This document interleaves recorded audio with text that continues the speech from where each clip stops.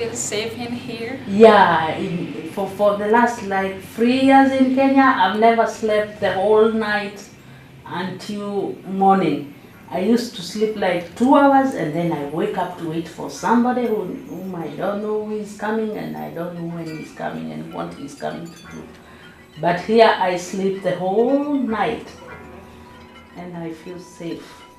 There was an election and there was like two biggest tribes in Kenya, that is Kikuyu and Ruos.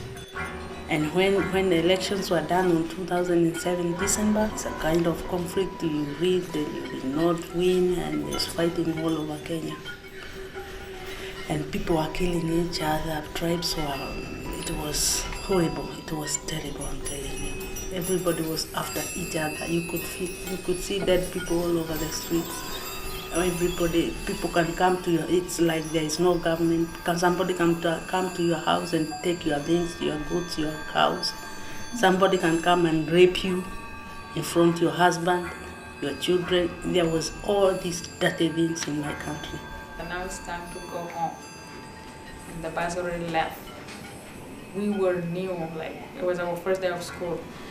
And we don't know where to go, like where to take the bus and which way to go. So we went outside and one of the girls, she was my brother's classmate. She was from Iraq. Her name was Samar. She was like, do you know where you guys gone? And my brother told him, no, we don't know where we're going. She was like, just tell me your address and my dad will take you guys home. And my brother told him the address, so her father took us home. So that was our first day of school.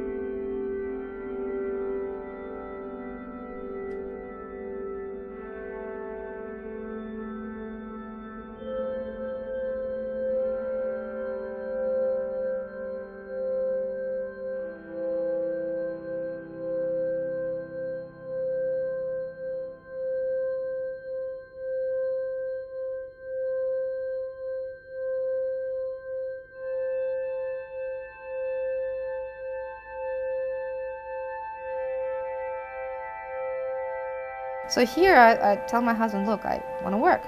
He said, great, pick up the phone book, call all these translation agents, tell them how great you are. I said, oh, come on, I can't do that. But luckily he managed to convince me that he can't do it for me because that would be kind of funny. And now I understand it is, but I was kind of desperate, so I tried to talk him into doing that for me. But he said, no, because I don't know whether you remember that movie, but it was all about baseball with Kevin Costner. I'll never forget that movie. I was so upset because I thought, I came to the country, I said, wow, I speak the language pretty well. And I did not understand about 85% of that movie, nothing. Yeah, well, I came to US, gosh, now 25 years ago. And when I was in Russia, I always wanted to do arts, and I was very interested in fashion too, but neither one of those was really a realistic possibility for a number of factors. Maybe you should look straight at me. As soon as I had enough time and enough finances to start something, I started engaging in art, and that was so easy to do compared to what I would have had to do in Russia. I mean, I didn't have any credentials, I didn't go to any formal schooling, but that didn't prevent me from making art, from displaying art, from having exhibitions. I even got some pieces in National Museum because they got interested in some of my work. So that was just something that I was able to do here relatively easily. It was lots of work, of course. I mean, I worked a lot on promoting it and doing everything I could, but that was at least possible and without really any pain. And we have a problem for this because I say, I don't understand what you say, and he don't understand me. When we go for a dinner or for travel, that's not possible talking together. He talking with his daughter, I talking with my son. When we have a problem, we need translator in the machine. I'm Buddhist, but I go to church once in a while. Yes, I read the Quran, I read the Bible, because I want to learn what is going on the other side of the world. Before the fall of Saigon, my father was lieutenant in the South Republican Vietnam government. And so after 1975, which the United States would draw back, my dad went to a re-education camp for 8 years. And after that, after he came back, the United States had this sponsor government kind of program. So we were one of those people for political reason and also economic reason. I came here in Washington and it was 8 o'clock at night, it was snowing. And it's beautiful at first, you know, I never seen snow in my life. So it's really beautiful at first, but it's so much different. You don't have your relative, more like you live for yourself and you don't have neighbor coming over to greeting you. It's not like Vietnam, you just open your door 24/24 and people come over and talk. We have strong bonding. It's your own family, giving back to your own family, you know, take care of your mother when she's old, or take care of your father when he's old, or help out your younger sibling, you know. But here in the United States, I think like people live so much for individual that they tend to forget other people around themselves sometimes. I was very insecure and lived in a part of the city, like as you can see, without any public transportation. So it means when I didn't have a car, I was completely shut off of the world. So I really avoided phone. I just didn't want anyone to call me from home and ask me what I'm doing, because I just felt so bad. I felt like complete failure. Sometimes it's really painful because every time when my parents call me, I never have time to talk to them. So they're always just like, you're always running. I said, yeah, that's the life here. Many things that I do now, I cannot even connect or tell them what I'm doing, because sometimes there are even no words in my language to describe them. So when I would call and wanted to say, then I would say in English, and then my mom would say, what? Because she doesn't speak English. So it's a weird kind of being far away, and also because my brother has 2 daughters, 2 nieces, which I haven't seen at all since they were born. So it's a weird thing thinking I have some family somewhere that I actually don't have any contact with, and I don't have any family here except my husband.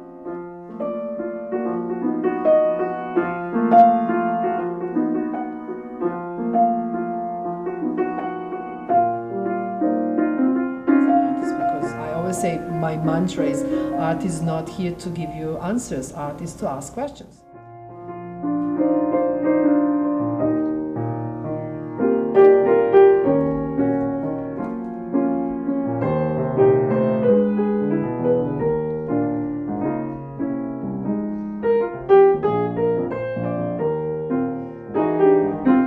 My husband is not from Serbia, so you know, he's a jazz pianist, and his idea was actually to come here, and I just followed him. I can explore different interests that I have, but on another side, it's just, you know, sometimes tiring, because I wish I had more time to concentrate on doing what I primarily want to do.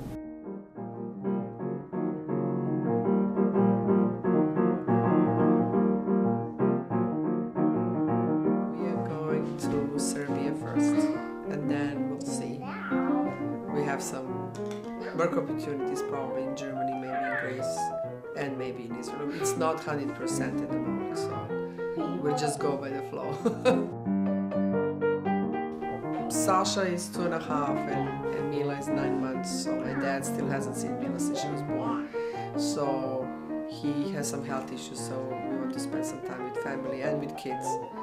And also because we're used to moving, you know, this is like the longest time since we had the kids that we are static in one place. And I would not say stuck, but kind of like we are used to moving here and there.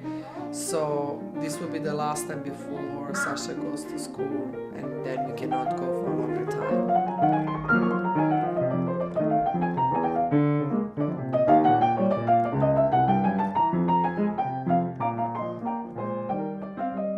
All I know is I knock on people's door, show them paintings, and show them. I also have some bags my mom made for me, and Chinese traditional bags. Two different group people in restaurant when you work. One group very interested in different culture. They will love to talk to you. They like you. They're very nice to you. They treat you better. And another group people hates you. I always blaming myself in the beginning. Maybe I say something wrong. Maybe I've been rude. And after several years, I start to understand the culture more. I start to understand that I didn't do nothing wrong. Just have certain people hate you for no reason, just because you are not, you speak with accent, and you don't speak the right language, and that make a difference. You probably say in the giant Chinese Napa, that kind of, that's all we have, very little meat, sugar, egg, all controlled, because so many population and so many people in the poor country back then. And in China, there are limitations. At the time, in China do my artwork, even you rebelling or they are limited what you can do to run yourself into the trouble.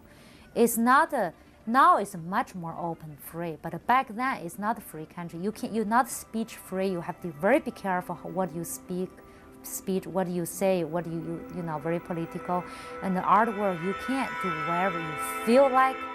And this in America is very free. One time they sent us all the way to the bottom to the ship, to the working with ammonia leak. You can smell, that's against the law, I think. Back then, I have no clue, nothing. What the law is, I don't know. We work there, we don't feel right. You breathe all those ammonias, so we go up there, we complain. Because my husband complained, they fired him. If you are good at what you do, people love to be around you. But in the United States, I feel the difference is, if you are good, people don't want to be part of your life. They want to associate with some of the people are less good than they are. They want to be the big fish in small pond. They don't like to, or artists like that too. I believe if you have the best work, you would be the best artist. But no, the only work doesn't count. Some people doesn't necessarily have a best work, but they have a best connections. They have they know the right people.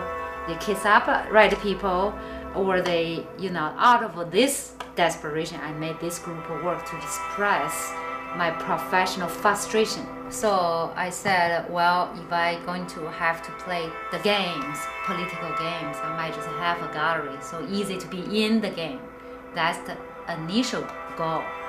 So I opened the gallery. I bought some artists from those art fairs, and I didn't show my work, period.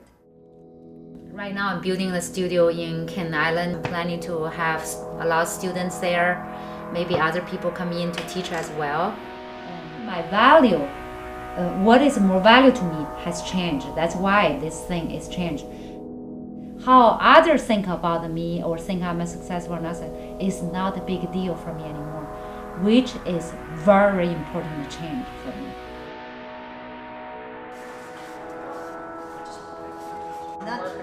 We're not going to worry about the color today. We're going to worry about the big shape. Yeah, put a little cool there, put them. If I put the orange, become this. If I put the lemon yellow, different yellow become this. This thing is really right here. Try to go straight line. You see perspective better just by doing that, okay? And this one got to go down to here. Otherwise, you feel like this boat is not on the ground. Some of the people like our neighborhood, they do not like mixed marriage, or they don't like me, I'm not sure. They're complaining about the stupid things like we don't have a screen on, or one screen on, another screen not on. And after I got that letter, I go to the neighborhood, I look at everybody else's house, who has screen on, who has, we constantly getting letters complaining about our house. So I get mad because I start to think they are because of me, of there. So I went to a association meeting and I tape recorded it. I said, if you continue picking on me again, I won't be here. You're not gonna hear from me anymore. I'm gonna be from my lawyer, because I think you don't like our mixed marriage. After that, I never get any letter. In the past, that happened to me. If I go to return, they ask me a million questions about why I'm returning, what's wrong with the merchandise. There's no reason, just I don't want it. But they gave me a lot of trouble to ask me a lot more questions about that. So after that, I got irritated. I always send my husband, because he's American here. Every return is go to him instantly. I have this habit until today. If I have a return, he go. See, my passport work when you find me is a kind of to express I'm between two cultures, and I still not completely American, and I'm not Chinese anymore either. So I'm kind of in between. After the embassy bombing, and then there was another barricade bombing, there was just a lot of just people associating being Lebanese with terrorism. And so I was afraid about that. I was afraid of what people outside in the West would do when, I had to, show my papers or just say Lebanese. I was always afraid I would run into some family member of some Marine who had died, and just that they would just hate you to death when, I never had any sort of bad feelings about the US or anything like that. I landed in Boston, and nobody said anything. You'd show your passport, you're so afraid that, oh my God, the minute he sees this passport, he's gonna call like 20 security guys. But they didn't. They just asked, what you're doing. They looked at everything and then stamped it and just went through. And so it changed, slowly I started to realize, no, people were not necessarily, malicious or hateful. I've always been interested in fashion. I actually have a picture there sitting on my desk that when I was in Russia, right before I came here almost, I'm wearing an outfit that I made myself with the help of my mother. The pants were made out of a mattress, and it was kind of funky. Well, I always was into funky stuff. And the sweater was hand knitted too. So, but of course that was totally out of the question in Russia. You couldn't even dream about getting into any fashion institute or anything unless you had major connections. And but here, just one day I decided this is what I really wanted to do. So, and I dove into it, head first, and it's just been great. It was, like I said, I didn't have to do much. I didn't have to have any formal training. All I had to do was create something that other people found interesting and appealing, and I started, getting sales and getting buyers, and then slowly they gave me more finances to, bigger studio and all the different things. So it's just been really, really great. I first started with photography,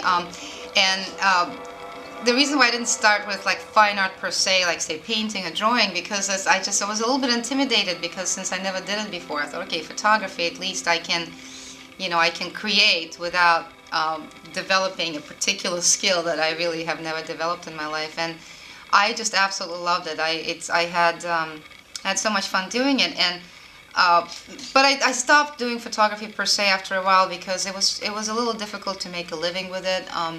I had a lot of recognition, but I really didn't get as many sales as I would like to have to pay for different for different expenses. And it was working really well. It was paying for itself, and I loved it. But I wanted something more, and I wanted to go beyond the 2 dimensions and create something that was more that would be appealing to outside of the living room. People collect art, people put art on their walls, which is wonderful. But then I wanted to have something that people could use all the time. I create what is called art to wear, which means that every piece is unique. I don't repeat anything. When I make each piece, it's really like making an artwork. I don't repeat it. Sometimes I don't even remember how I did it. I never reproduce it. Sometimes I can't reproduce it because it was a spur of the moment. I was really almost like a trance. So I created almost like in a trance. Time doesn't exist. I just do it. That's why I actually make a lot of books. Sometimes I make books of different patterns, of different designs that I created, so I remember that, oh, that was pretty cool, that solution was kind of interesting, because I forget them, because they just they happen as I go. So that really worked very well. And now I'm trying to actually incorporate my photography into my design. My daughter really loved, she always wanted to do violin, and she picked it up, and gosh, since she was 5 or 6, and she's been working at it ever since, and now she's part of the youth symphonies. He grew up bilingual. He decided to change his major to linguistics, so now he has Russian as his major and Chinese as his minor. I have a double degree, international business and also Chinese language. My grandmother is still in China, and my goal basically is to work for an American company in China so that I can go spend time with her and take care of her. Year 2000, I take her home. I offer her, I said, you should see your father. She said, no, I have father.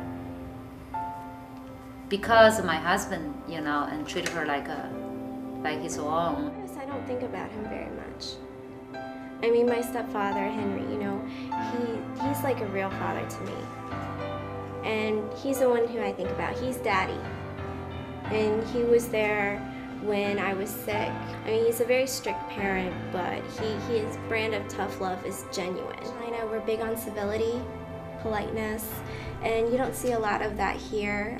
If you're older, for example, if we were eating together, then I would give you the best pieces of the food, out of respect and to care, instead of like a communal harmony kind of thing. I mean, there are a lot of sounds that we don't have, so you have to train your tongue to make them. I had a problem saying aluminum. I said aluminum. And spaghetti was another word. He's never dated an Asian girl. So I felt a sense of loss because I feel like there are some things that I know and I feel, and he'll never understand that. If we're going to be together and we're going to have kids, I want them to retain part of their Chinese culture, because they will be Chinese. They'll be part Chinese, and that will always be part of them. And going to college, I joined an Asian sorority, so I kind of got back in touch with my Asian roots. I took some classes on traditional Chinese values and poetry, Chinese history. So I actually got to learn a lot more about my culture, and I'm not going to miss out on opportunities just because I'm a woman. In China, I never really thought about that. In here, I want to be a businesswoman. I want to excel, and I want to do something great.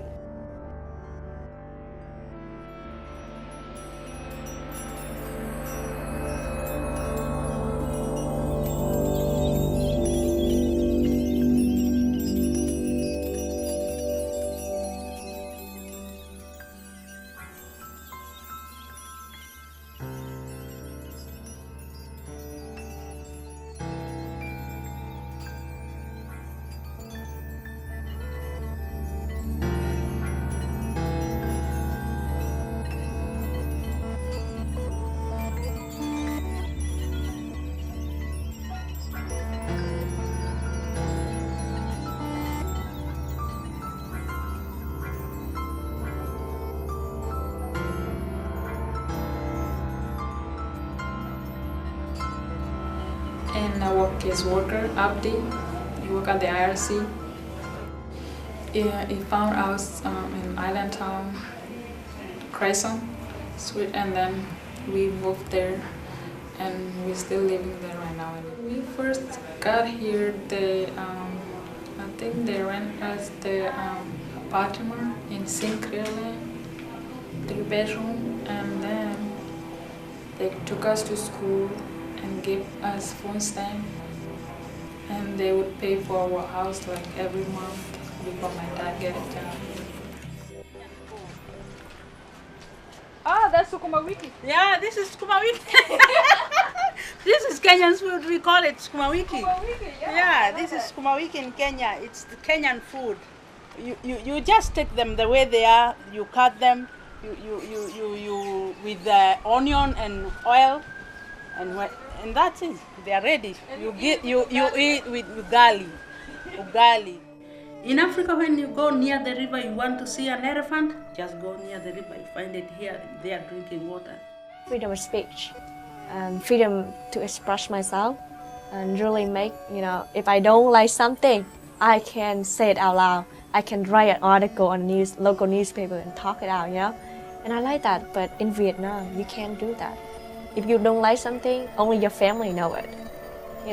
If the neighbor know it, you might get in trouble because they may report to the authority, and you may get in trouble. But here, if I don't like something, I can say it out loud. I can stand in front of people and say, hey, I don't agree with this.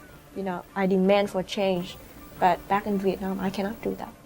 In Senegal, we live in a harmony. That's what they call that country, Teranga, mean they welcome everybody. That's their second name. We have Christian, we have Muslim, but we don't have that fight between religion. And when there's a holiday, everybody celebrate. It's not because I'm from Africa that everybody know about Africa. They kind of like think about animals. We don't live with animals. I live in Senegal. If I don't go to the zoo, I don't see animals. So when student at college asks those kind of questions, it's kind of like an insult. On TV, that's how Africa been portrayed. They don't show the good image of Africa. It's most of the time when there is hunger or war, or something about animals, that's when they show Africa. When I came, I have a watch. I did not change the time. For 1 year, I kept the same time. So every time I will think about my country, my parents, and say, oh, what are they doing this time? Maybe they're eating, they're doing this. So the food was different. I was homesick. I used to call them almost every week. And then like Lena said, the bills calling back home is very expensive. After a while, I say, I can't afford this. And I try to call them right now every 2 weeks. I became kind of like a foreigner in my own country because the people that I knew when I grew up, when I went to school, everybody left, nobody's there. Or the ones that are there are married also, have their own family. So it wasn't like when we were in high school, when we go hang out and do all of that. So it was different. I feel it took me kind of days before I start really trying to integrate. So there was a shock to me. Like when we go to school and come home, the boys can run and go play, while we women, we have to help our mothers do household, while the boys goes out there. You're not supposed to date before you get married. And my ethnic group, usually they choose a husband for you. Your parents choose a husband for you. They give you to a man to get married, and you're not supposed to say no. Of course, things has changed. I'm very glad my dad wasn't following the tradition on that, because he gave us at least an option to choose. When I announced them that I've met someone, of course, him being a Christian and me being a Muslim, it was kind of a contradiction. And I told my husband, if you're going to marry me, you have to become a Muslim.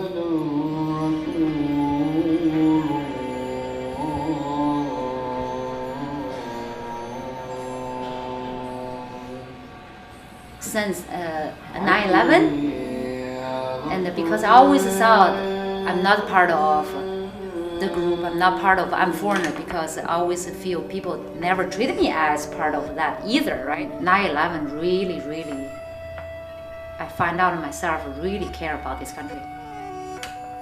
That's the thing. Sometimes I feel I care more than American. Americans very quickly forget about it. And I'm shocked how much I care about the United States. September 11 was very sad what happened. I don't like talking too much about it because it's very emotional.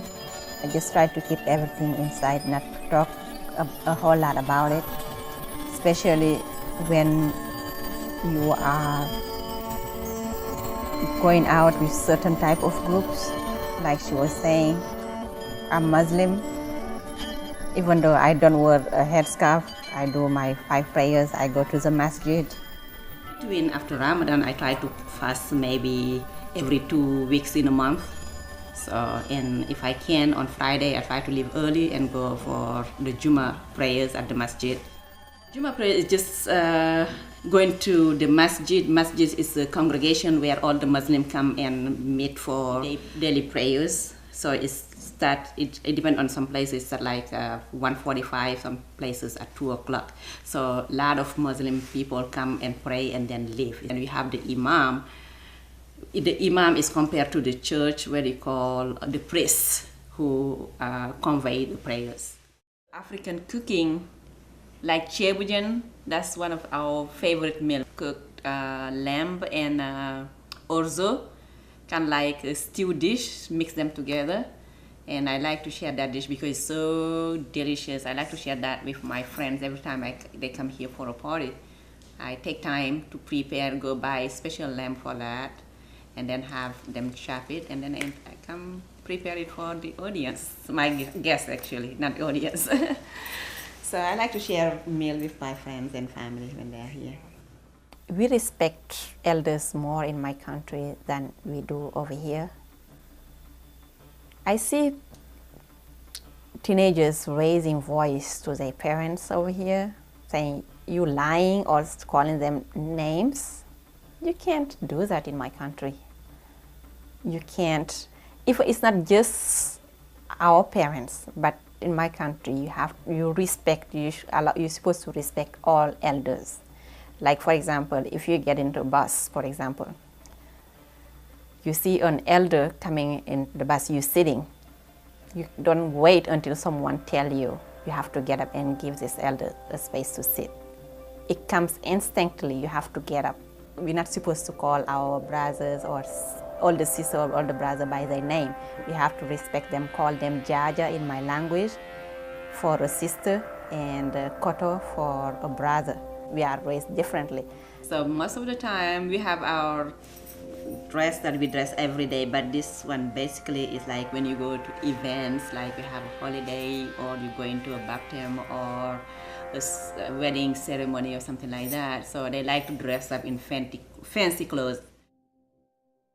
Over there they respect people, they're more family oriented. I mean, I'm the only white guy over there. I got a frisbee, I got a soccer ball, they're poor over there. We had the entire neighborhood playing soccer and frisbee in the middle of the street and people didn't even know me. And they were treating me, I mean, they would jump over people's fences to get the ball and come back, and we had a lot of fun.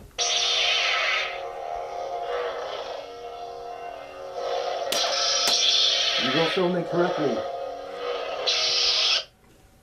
Collectibles. Battlestar Galactica, Starship Troopers, Star Wars, Star Trek, anything that can be sold. They only gave these out to the Battlestar Galactica cast, 64 of them in the world. Luckily got one cheap. eBay. Talking to people, I'm a very good talker. I can sell ice to Eskimos. It's the religious differences in Beirut where people regard other religions as less equal. You know, the Sunni Muslims will always look down at the Shiite Muslims. The Maronites will look down at the Orthodox. I mean, there are also groups that are richer than groups, and so you tend to always discriminate against people who are from this area. And there's a lot of that in Lebanon. And it was fortunate that my dad just wasn't that kind of person, but it was all around you. People did, there were always even the way you regarded people from the refugee camps, the Palestinians, like, oh, you just didn't want to really get close. You never associated with them, you don't do things. I mean, there's a lot of divide. And to me, when I came here, I thought, well, this is just a different form of that divide. This is just a different form of that. Instead of having things based on your religion or socioeconomic status, it's really, black and white and poor and rich. And so it was just a different, to me, it's like, it's just another form of war in a way, or just another form of discrimination that you have here, even though there's no war really. In Baltimore, I've been here for 11 years, and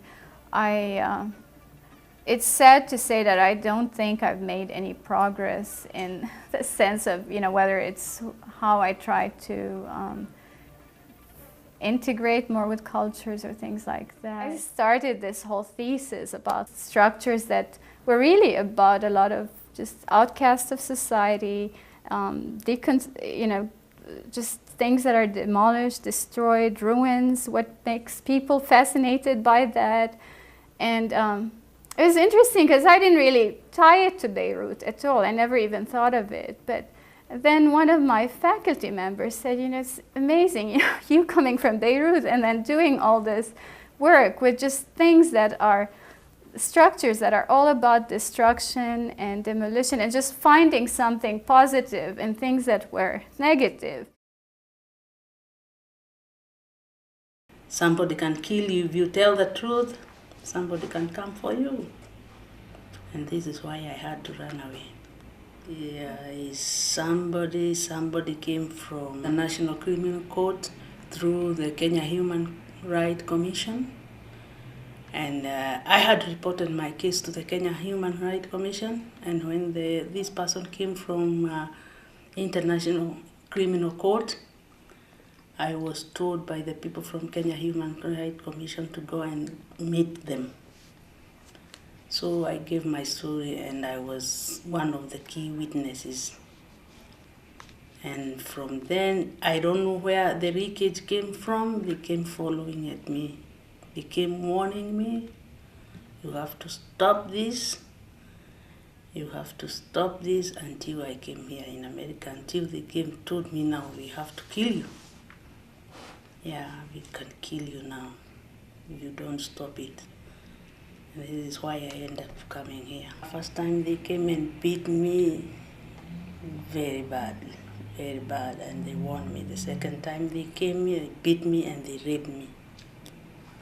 Wow, and the second time I had to shift from my place and go and hide somewhere, they came there again.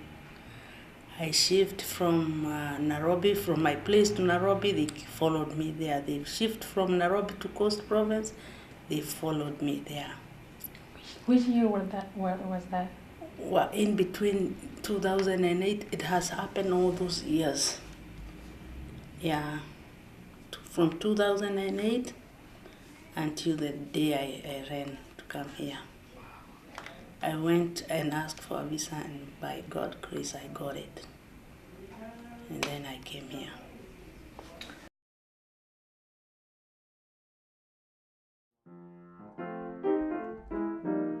Those first weeks or months in Baltimore, I was just trying to explore, find things, and that was probably when I started to realize what the racial problem of the U.S. was.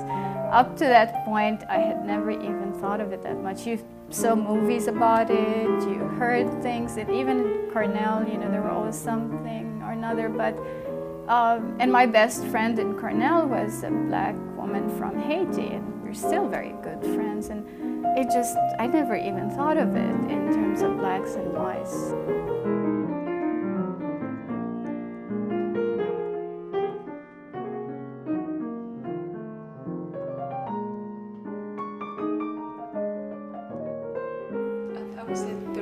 High school was like difficult for me because I came from a different country, and it was like difficult for me to like interact with people because I didn't speak English, so I was like learning.